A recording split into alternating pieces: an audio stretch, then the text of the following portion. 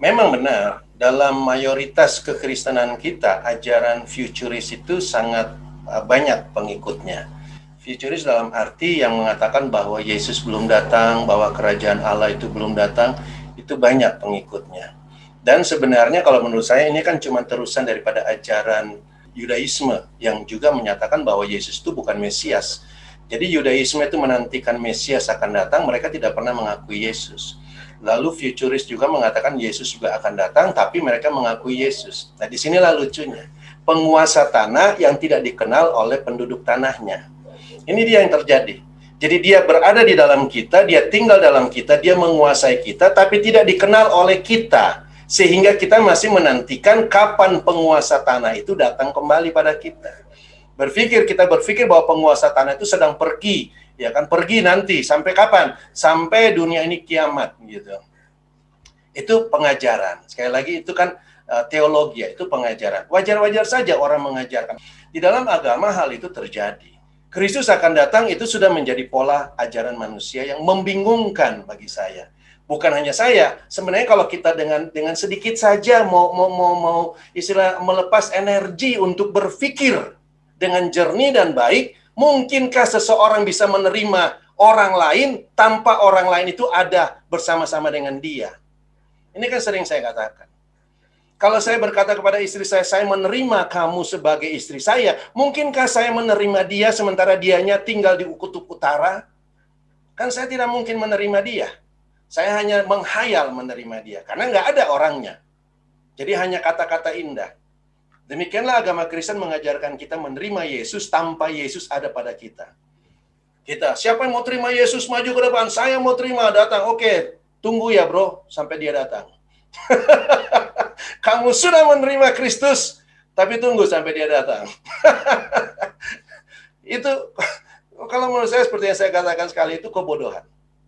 Kebodohan. Bahkan di sisi yang lain ada sedikit pembohongan. Karena berbohonglah. Bagaimana saya yakin saya menerima istri saya? Saya nggak pernah melihat realita istri saya ada bersama-sama dengan saya. Anda mau beli rumah yang rumahnya Anda nggak miliki? Oh, pokoknya kamu sudah punya rumahnya lah.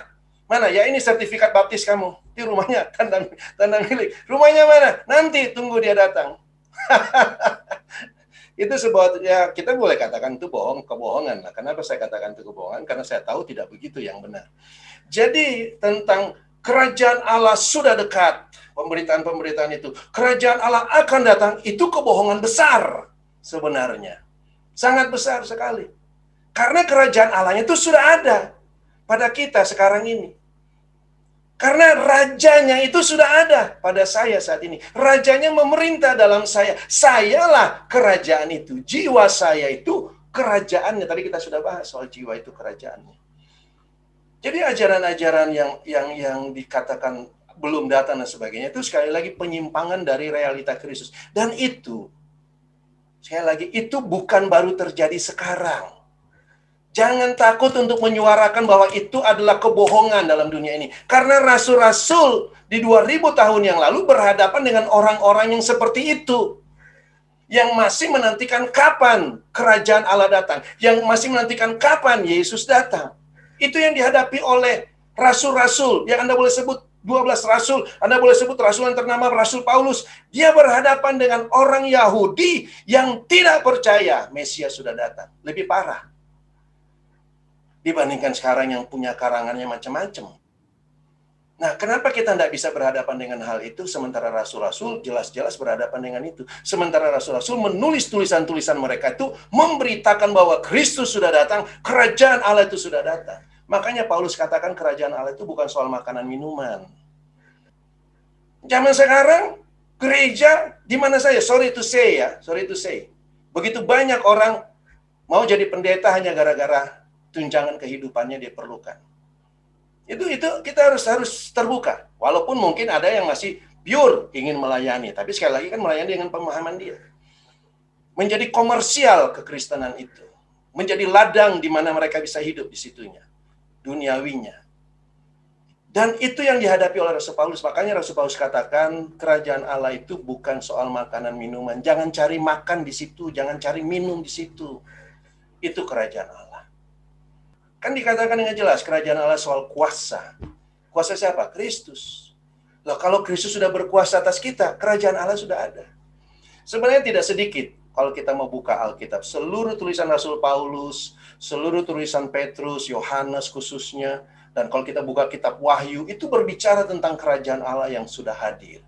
Tetapi sayangnya, kita ini kebanyakan kan datang dari ajaran-ajaran yang mengatakan kerajaan Allah belum datang. Jadi kita punya pola pikir sudah dibangun oleh mereka, padahal tulisan di Alkitab tidak berkata demikian. Jadi selama ini kita tidak dibangun dengan apa yang ditulis para rasul, kita dibangun apa yang ditulis manusia melalui apa? Teologianya. Teologi manusia yang menulis itu, sehingga kita tidak melihat hal itu. Saya percaya kalau kita mau melihat dengan hati yang tulus, yang baik akan Alkitab itu, tulisan-tulisan para rasul, kita bisa melihat kok. Nah, salah satu saja yang kita bisa coba kembali lihat, kan aneh. Saya sering katakan itu aneh bin ajaib, bahkan pembohong besar. Kalau Yesus itu 2000 tahun yang lalu berkata kerajaan Allah sudah dekat, dan 2000 tahun kemudian belum datang. Ini kata dekatnya ini apa? Ya kan? Kata dekatnya, dekat itu kan paling cuma seberapa waktu, sebentar lagi.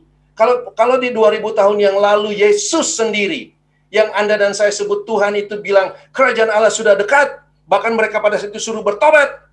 Dan ternyata mereka udah bertobat, udah semua coba hidup kudus, tanda kutipnya, nggak datang-datang kerajaannya.